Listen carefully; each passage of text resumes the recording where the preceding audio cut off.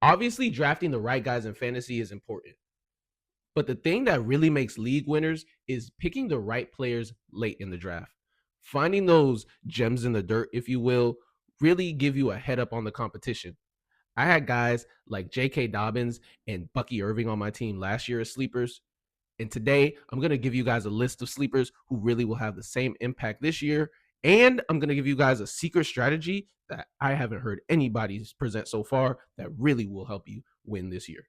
Reporting live from the crib, welcome back to Born Ballin'. Now, before we get started, do me one favor and hit that subscribe button. It's 2 seconds and it makes such a big difference. Please, I appreciate it. Now let's get going.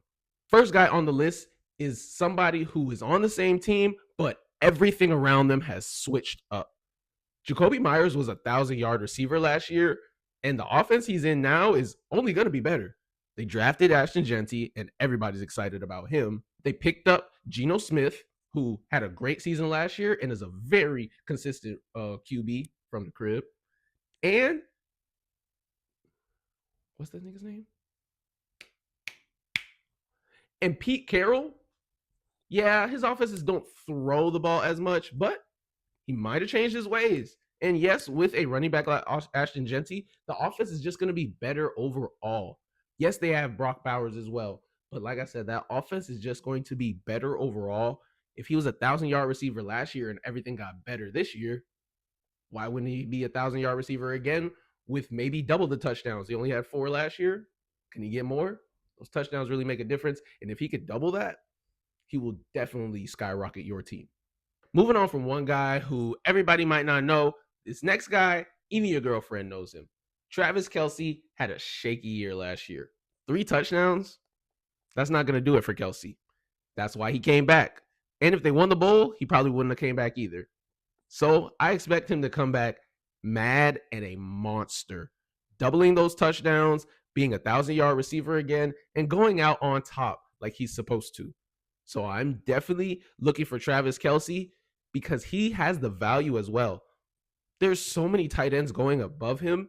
And if you could get him in like the 9th, 10th round and he ends up a top 5 tight end, that can do exponential things for your fantasy team. You need to pick up Kelce.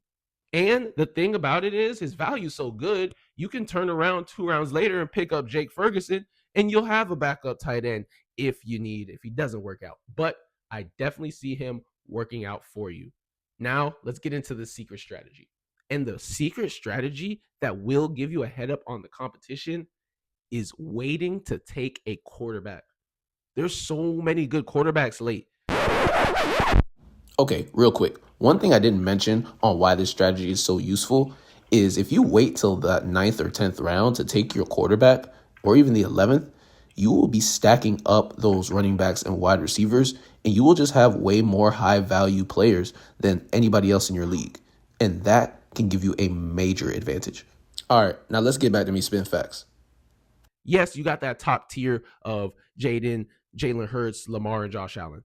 That's 4 QBs right there. If you're in a 12-team league, a quarter of the teams already have their quarterback. So you can wait later for guys like Caleb Williams, who is going to go off this year. New head coach, and that system is going to explode. Ben Johnson's coming over there, bringing that Lions offense that he's been running, and I expect Caleb Williams to show you guys why he was the number 1 pick. The kid's talented.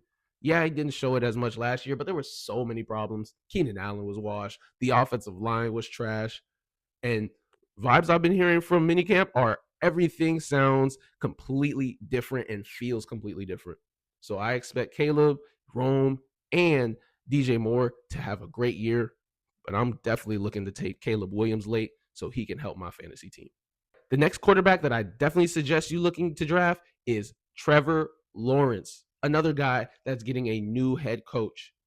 His head coach is coming from the Bucs, and if he revived Baker Mayfield, what could he do with a guy who was actually the number 1 pick? BTJ went off last year too. He's a real number 1 receiver. So T-Law has a guy. They drafted another receiver in Travis Hunter. The offense is going to work. So T-Law's numbers should go way up. And I do expect him to explode this year. And I honestly can't wait to see it. He's really underrated as a rusher. So him moving around the pocket, making plays happen for Travis and BTJ is going to be fun to watch this year. I expect him to show exactly why he was a number one pick. All right, I got two more QBs for you, and just hear me out because I know you're gonna be like, "What? What are you talking about?" But I'm telling you, this is why they're sleepers. Hear me out on why Justin Fields is a great pick. That rushing upside is unmatched. Unmatched. He's going to have weeks where he runs for 2 touchdowns. And just that alone is going to be enough to have a top 10 QB week. Don't let him actually throw for 100 yards.